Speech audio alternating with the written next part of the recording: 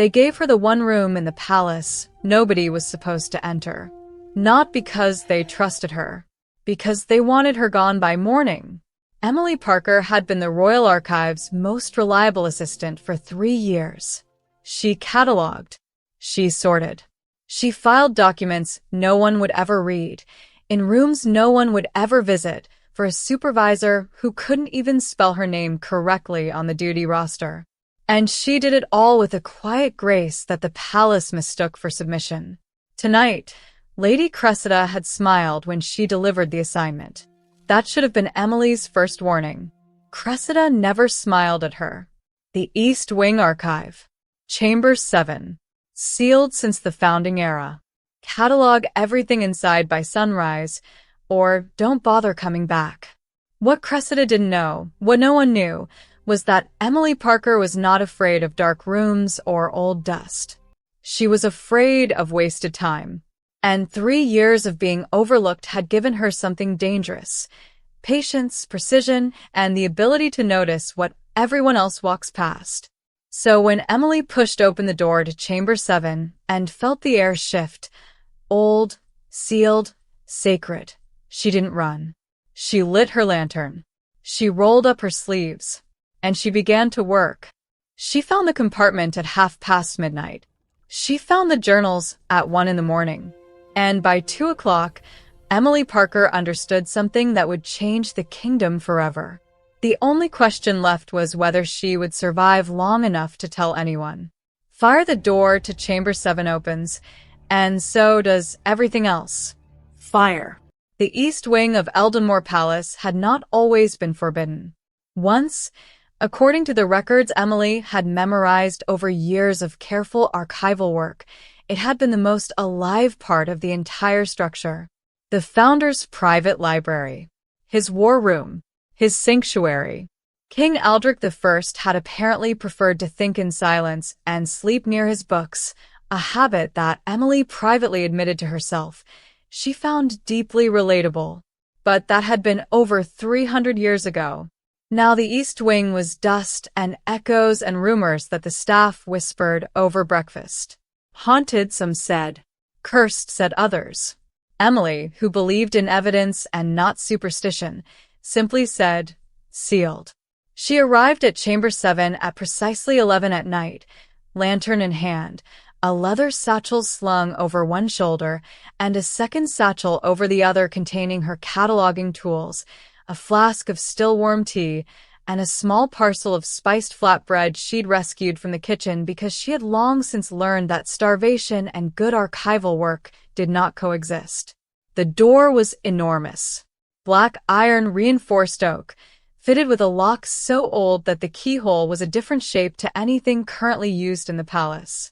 Emily had been given a ring of skeleton keys and told to figure it out. She tried 7. The 8th one turned. Of course it's the 8th one, she muttered, because nothing in my life has ever been easy.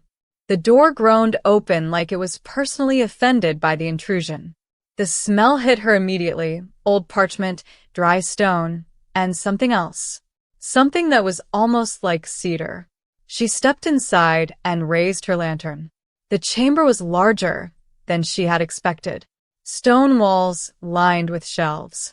Shelves lined with sealed wooden boxes, stacked in meticulous rows that suggested whoever had organized this room had been just as particular about order as she was. The floor was carved with circular patterns. She crouched to examine them. Lantern close, wolf crests, interlocking rings, and symbols she didn't immediately recognize, but that tugged at something in the back of her trained memory. Royal Covenant imagery, she said to the empty room. Founding era. Pre-Parliament. The empty room said nothing back, which she appreciated. She hated interruptions. She spent the first hour working methodically. Top shelves left to right. Each box received a notation. Estimated age, material, condition, seal type. Most were standard: tax records, census data, correspondence between the palace and provincial governors. Boring. Important. Exactly what an archive from this era should contain. But at midnight, Emily moved the largest box on the bottom shelf and discovered that the wall behind it was not a wall. Her lantern illuminated a seam, deliberately cut, too precise to be a crack. She pressed her palm flat against the stone and felt, faint, the vibration of a mechanism, a latch of some kind. She ran her fingers along the wolf crest carved at the center of the panel and found it, a single point on the crest that depressed when pushed. Emily's heartbeat climbed. She pushed. The panel shifted inward. Cool air, different air, fresher somehow, breathed out from a small alcove no wider than her shoulders. Inside, wrapped in oiled cloth that had kept it perfectly preserved, a stack of journals, each one stamped with the royal seal of Aldrich I. She picked up the first one, opened it, And read the first line. "If you have found this, then I am dead, and my worst fear has begun to come true. Do not be afraid. Do not be silent. The kingdom needs you to be braver than I was." Emily sat down on the stone floor. She didn't notice she had done it until the cold crept through her skirt. Her tea sat forgotten. Her flatbread sat forgotten. 3 centuries of silence sat in her lap, and it had more to say than anyone alive. Somewhere above her, in the palace's upper quarters, a clock struck 1. Somewhere in the building, she thought she heard footsteps. She kept reading. She turned to page 3, and the name she found there was not supposed to exist. King Nathaniel Brooks had been awake since midnight. This was not unusual. Sleep, for Nathaniel, was a negotiation he rarely won. He had inherited a kingdom at 22 when his father died, not dramatically, not heroically, but of a quiet fever that moved too fast and asked permission from no one. 3 years later, at 25, Nathaniel was broadly considered to be an excellent king, composed, intelligent, just, and according to the weekly gossip columns that his secretary tried and failed to keep off his desk, devastatingly handsome in a way that seems almost unfair to the rest of the male population of Eldenmore. He did not find this particularly useful information. What he did find useful was paperwork, which was why he was in his private study at 1 in the morning, working through a stack of disputed trade agreements, when his night steward knocked and entered with an expression Nathaniel had learned to associate with problems. "Your Majesty," said the steward, Aldous, who had the weathered face of a man who had been delivering bad news to royalty for 30 years and had developed an impressive immunity to their reactions. "There is a situation in the East Wing." Nathaniel set down his pen with precision. "Define situation." "One of the archive staff was sent to catalog Chamber 7 tonight." A pause. "Chamber 7 is sealed. Lady Cressida issued the assignment, Your Majesty." Apparently, she felt. "Lady Cressida," Nathaniel said, very quietly, "issued an assignment involving a sealed royal chamber without my authorization." It was not a question. His voice had gone still in the way that his council members referred to privately as the low-pressure system before the actual storm. "Yes, sir." "And the archive staff member?" Aldous hesitated, which was how Nathaniel knew this next part was the actual problem. "She appears to have found something, Your Majesty. A hidden compartment. There are reports." The night guard heard her voice. She was reading aloud. Nathaniel was already standing. "Reading aloud what?" "We don't know, sir. But Lord Aldermore has already been notified. He is currently moving toward the East Wing." The room temperature dropped by 3 degrees. Or at least that was how Aldous described it later to his wife. Nathaniel picked up the single candle from his desk, didn't bother with a code, and moved to the door with a kind of calm purposefulness that made guards scramble to keep pace. "Aldous." "Sire." "Get Lord Aldermore out of the East Wing. Politely. If he refuses, less politely. I want 4 palace guards between him and Chamber 7 before I arrive. And wake my council, the ones I actually trust, which at this hour is approximately 2 of them." He was already gone before Aldous could respond. Nathaniel moved through the palace the way he did most things, quickly, quietly, and with complete awareness of every variable in the room. The East Wing corridor was colder than the rest of the palace. The stones here were older. He had been in this corridor only a handful of times, and each time he had felt something he couldn't adequately name, a weight, like standing in the shadow of something larger than yourself. He turned the corner to Chamber 7 and stopped. The door was open. Warm light spilled from inside. And just visible from the doorway, sitting cross-legged on the floor with a journal open in her lap and her hair falling loose around her face as she bent over the pages, was a young woman so absorbed in what she was reading that she hadn't noticed a king standing in her doorway. Nathaniel studied her for a moment. Brown skin lit gold by the lantern. A maid's apron over a plain dress. Natural hair escaping its pins in curls around her jaw. An expression of such intense, focused alarm on her face that it looked almost like grief. He stepped inside. She looked up. Her eyes were extraordinary. That was his first completely involuntary thought, which he immediately set aside because it was both irrelevant and inconvenient. "Your Majesty." She scrambled to her feet, journals clutched to her chest, and dipped into a bow so quickly she nearly knocked herself sideways. I was assigned. Lady Cressida sent me. I found the compartment by accident. I wasn't trespassing, What's your name? He interrupted, not unkindly. A pause. She blinked. Emily. Emily Parker. Junior archivist, sir. Your Majesty. Sir. He almost smiled. Emily. He looked at the journals in her arms. You've been reading. Yes. Tell me what you found. She stared at him. He could see the calculation happening behind those eyes. Tell him? How much? Would he take the journals away? Would he dismiss her? Have her arrested? He watched her decide. Your Majesty, Emily Parker said, voice very steady for someone who had, in the past 2 hours, turned her own world completely upside down. I think you need to sit down. It was the most audacious thing anyone had said to him in 3 years on the throne. He pulled up a wooden box, sat on it, and said, Then tell me everything. What she told him made the king of Eldenmore go completely, dangerously silent. She talked for 40 minutes, without stopping. She had never talked that much in her life. Nathaniel did not interrupt once. This was, Emily would later reflect, one of the most remarkable things about him. Not his height, not the quiet authority he wore like a second skin, not even the way he had sat down on a packing crate like a man unbothered by the indignity of it. What was remarkable was the way he listened. Completely. As if what she was saying was the only thing in the world that mattered. She told him about the hidden panel, the oiled cloth, the stack of journals. She told him about the first page, the warning, the plea, and about the pages that followed.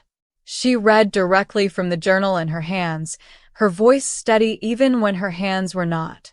King Aldrich writes here that before he died, he placed the founding covenant, the original one, before it was ratified by Parliament, in this chamber for safekeeping. He believed someone on his council was already working to alter the covenant's terms. He writes, I have seen how power corrupts those who have tasted it too young. The House of Aldermore has always wanted more than their portion.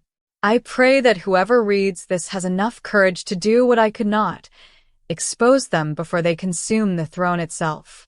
Nathaniel's expression had not changed, but something in the air around him had. Emily continued. She told him about the financial ledgers tucked between the journals, 300 years of records that did not match the official accounts. Funds diverted. Provincial taxes that vanished before reaching the royal treasury. Names, amounts, dates. All of it cross-referenced in Aldrich's meticulous handwriting, and then, this was the part that had made Emily's stomach drop, continued in other hands. Different generations. The same scheme, passed down like a family heirloom. The most recent entries aren't 300 years old. Emily said. She held the final ledger open. They're dated 6 months ago, Your Majesty. And the name at the bottom of every page is Aldermore. Nathaniel said it before she could. She blinked. You already knew? I suspected. He stood very slowly. Suspicion and proof are different things, Emily. It was the first time he had used her name without the formal address. She noticed. She didn't comment. What I suspected, I could not act on without risking a political fracture that would destabilize half the kingdom. What you've found changes everything, she finished. Then immediately pressed her lips together. Saudi. I didn't mean to. No. He looked at her directly. You're right. It changes everything. A beat of silence. The lantern flickered. From somewhere outside the chamber, they both heard the distinct sound of boots on stone. More than one pair. Emily's spine straightened. How many men does Lord Aldermore have access to in this palace? Too many, Nathaniel said. He moved to the door, glanced out, and returned in 2 steps. We have approximately 4 minutes before this corridor stops being safe. Give me the journals. She pulled them closer. He raised an eyebrow. They're evidence, she said. They need to be protected. Not just held, documented, verified, cross-referenced. If they disappear into a royal vault somewhere and someone with the right access tampers with them, she stopped. Met his eyes. I'm not trying to be difficult, Your Majesty. I'm trying to keep them safe. Nathaniel Brooks stared at her. Then he did something that would later become her favorite memory from this most extraordinary night. He laughed. Quietly, briefly, but genuinely. The laugh of a man who had not expected to be surprised and found it unexpectedly delightful. All right, Emily Parker, he said. You carry the journals. Stay close. And whatever happens in the next 10 minutes, do not let go of them. Understood. Can you run in that skirt? She looked down at her uniform, back up at him. I've been running in skirts my whole life, Your Majesty. He moved to the door and extended his hand. She took it, and the warmth of that contact moved through her like a current she hadn't expected. They ran. Lord Aldermore's men rounded the corner and found the chamber empty. Fire. They ended up in the king's private map room, which was, Emily decided, an extremely dramatic place to hide. It was also, and she would never say this out loud, the most beautiful room she had ever been in. 3 walls covered in hand-drawn maps of every territory Eldon Moore had ever held or claimed. A 4th wall entirely glass, facing the palace's inner garden, where the first gray light of approaching dawn was just barely beginning to suggest itself on the horizon. Nathaniel had summoned 2 people. His most trusted captain of the guard, a broad-shouldered woman named Captain Verity, who arrived in full armor and the expression of someone who had been waiting for exactly this kind of crisis for years. And his private counsel, Lord Everett, an older man with kind eyes and the calm demeanor of someone who processed alarming information by becoming more still rather than more loud. Emily sat at the map table with the journals spread before her and walked them through everything a second time, systematically, with references. She had, at some point in the chaos of fleeing the East Wing, produced a small leather notebook from her satchel. She was never without cataloging materials, and had begun indexing the journal's most critical entries. Lord Everett watched her do this with an expression that Emily couldn't quite read. Eventually, he said, to no one in particular, she cataloged evidence while being evacuated from a crime scene. Yes, said Emily, not looking up. I also finish my tea first. I don't like wasting tea. Captain Verity made a sound that was definitely not a laugh. Definitely not. Nathaniel stood at the glass wall, hands clasped behind his back, watching the garden. He had said very little since they arrived. Emily had learned, in these hours, that his silences were not empty. They were full. He was thinking in ways that moved faster and cut deeper than most people spoke. The problem, Lord Everett said slowly, studying the ledger Emily had placed before him, is not simply exposing Aldermore. It's the breadth of this. 3 generations of complicity. If even half these names are accurate, and I believe they are, we are looking at indictments that reach into the judiciary, the treasury, and at least 2 provincial councils. And if we move too slowly? Captain Verity asked. They destroy the evidence and destroy the witness, Nathaniel said, without turning from the window. His voice was very quiet. In that order or simultaneously, depending on their level of panic. Everyone looked at Emily, who looked back at all of them with the focused calm of a woman who had already spent 6 hours being scared and had simply used it up. I'm the witness, she said. I'm aware. You should be somewhere safe, Everett began. I am the archivist, Emily said, with a precision that silenced the room. I am the one who found it, I am the one who read it, and I am the one who indexed it. My memory is the backup copy of everything in these journals in case the physical documents are tampered with. You need me here, Lord Everett, not somewhere comfortable and out of the way. Another silence. Nathaniel turned from the window. He was looking at her in that way again, the way she kept noticing and kept trying not to notice, like she was a map he hadn't been given the legend for and was determined to decode. She stays, he said simply. Lord Everett accepted this, with only the faintest elevation of an eyebrow. They worked through the remaining dark hours like a war council, because that was essentially what they were. Captain Verity deployed guards. Lord Everett began drafting emergency legal documents. Emily organized the journals into a formal chain of evidence with the methodical care that her supervisor had always dismissed as obsessive. Nathaniel reviewed each piece as she presented it, asking precise questions, absorbing answers with total retention. At one point, around 4 a.m, he brought her a cup of tea without being asked. She stared at it, then at him. You look like someone who needs tea, he said. You're the king of Eldon Moor. I'm aware. He sat back down. You just made me tea. I found it. There's a difference. Drink it. She drank it. It was perfect, which somehow made everything worse, in the best possible way. By 5 o'clock, they had a plan. By 5:30, the first warrants were drawn. And just before 6, as the sun finally broke over the garden wall and flooded the map room with pale gold light, a messenger arrived with news that made Captain Verity stand up very straight. Lord Aldermore had been seen leaving the palace with 2 carriages full of luggage. He knew. Someone had warned him. Nathaniel looked at Emily. Emily looked at the journals. If he runs, she said, the other names on these ledgers will scatter within hours. He won't run far enough, Nathaniel said. And something in his voice made the room go very still. Not with fear, with the certainty of a man who had just made an irreversible decision. He looked at Emily one more time before turning to the door. Stay in this room.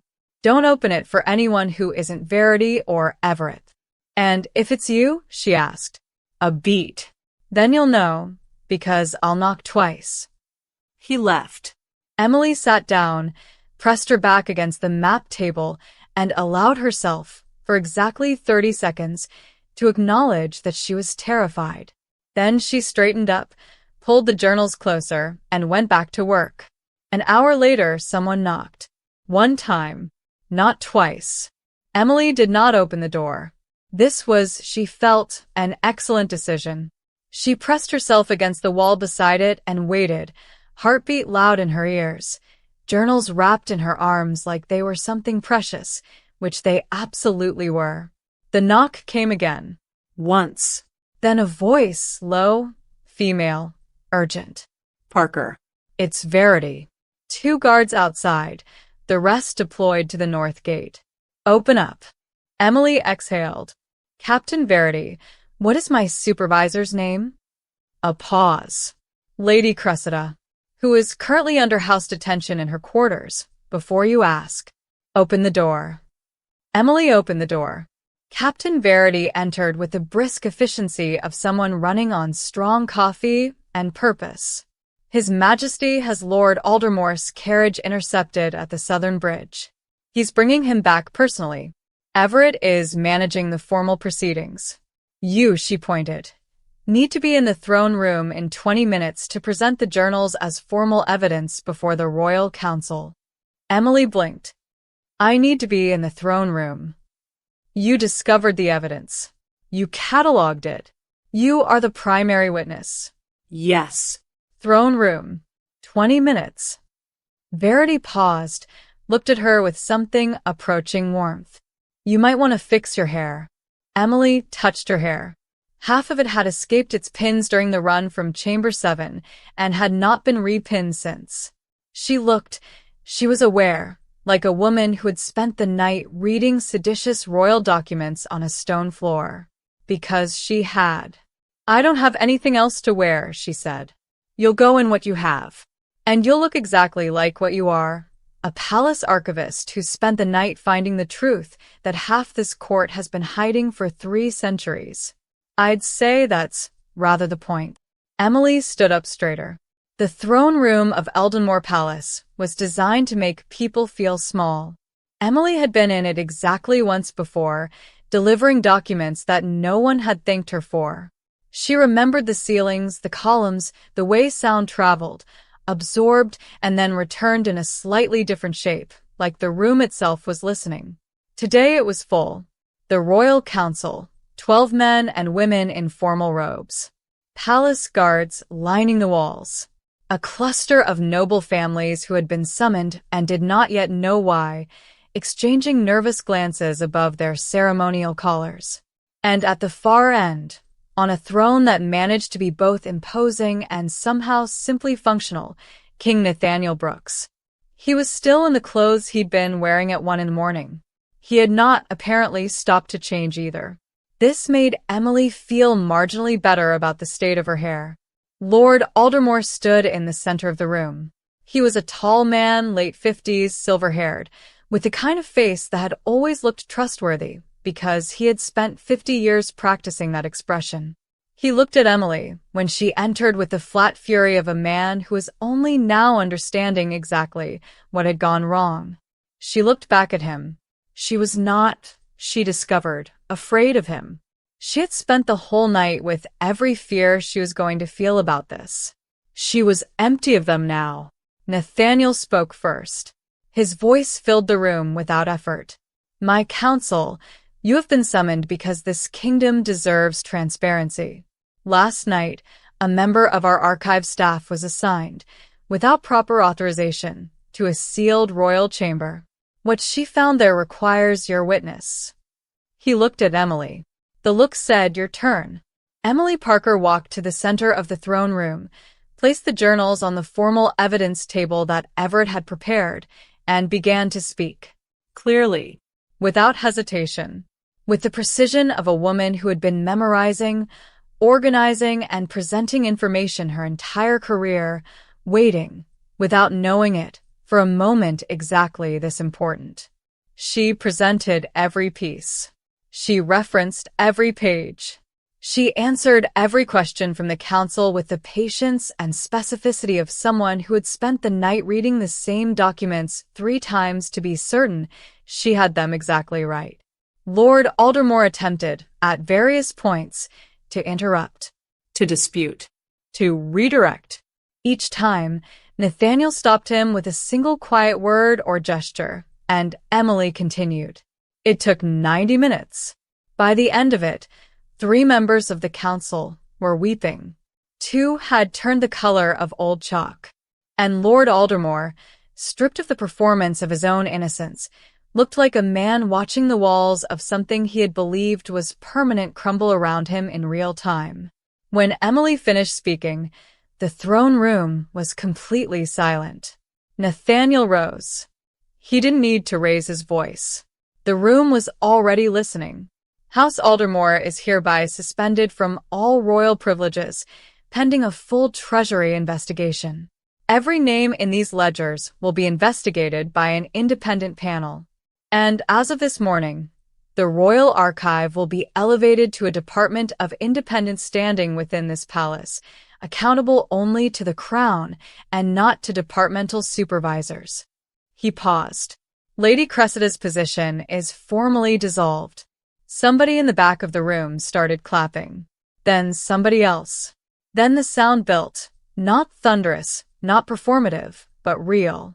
The sound of people who had known something was wrong for a very long time and were relieved, deeply and exhaustedly relieved, to have it finally named.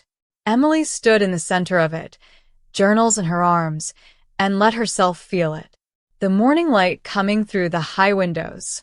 The warmth of something she didn't have a word for quite yet. Nathaniel descended from the throne. He stopped in front of her. In front of the entire council, in front of every noble family and guard and staffer in that room, he said, simply, not formally, in a voice meant for her rather than for anyone else. "Thank you, Emily." She looked up at him. "I was just doing my job, Your Majesty." No. Something shifted in his expression. "You were doing something that took considerably more than that." She held his gaze and let the words land where they were meant to. 12 hours later, a royal letter arrived at Emily's door, and it wasn't about the journals. Fire. 6 months later, the Royal Archive of Eldon Moor was housed in a newly renovated wing of the palace with a full staff of 8 and an annual budget that made Lady Cressida, currently awaiting a formal tribunal, reportedly weep with jealousy. Emily Parker, director of the Royal Archive, stood in her new office, with her name on the door, and looked at the framed copy of King Aldric's first journal entry mounted on the wall beside her desk. Her work, her find, her truth. House Aldermore had been formally stripped of its titles. 15 members of the extended conspiracy had been charged, and the kingdom, slowly, carefully, had begun the long work of correcting what had been stolen from it. The knock at her office door came at 4 o'clock, 2 precise knocks, the kind that had once meant safety in a cold corridor at 2 in the morning. She didn't need to look up to know who it was. She had learned the sound of him the way you learn something that matters. "Your Majesty," she said, not looking up from her documents. "Emily," Nathaniel said. And then, after a pause that was not empty, "Have dinner with me." She looked up. "That sounds significantly less like an archive consultation." "It is significantly less like an archive consultation," he confirmed. He was smiling, that rare, quiet, true smile she had seen exactly 3 times now and intended to see many more of. She closed her ledger. "I'll need to change." "You look perfect." He said it the way he said everything, like he meant it, and wasn't the least bit concerned about whether anyone else agreed. Emily Parker, the girl they had forgotten to watch, rose from behind her desk, smoothed her skirt, and walked through the door her name was written on, into everything that came next. "Hey, lovely, if this story gave you chills, had you talking to your screen, or made you completely forget you had somewhere to be, then you already know what to do. Hit that subscribe button, ring the notification bell, and leave a comment below. I read every single one. Thank you for spending this night with Emily and Nathaniel. They are far from done. The next chapter of their story? It's already waiting. And trust me, you do not want to miss what happens when a king decides he's done pretending he isn't in love. See you there. Crown Red Heart.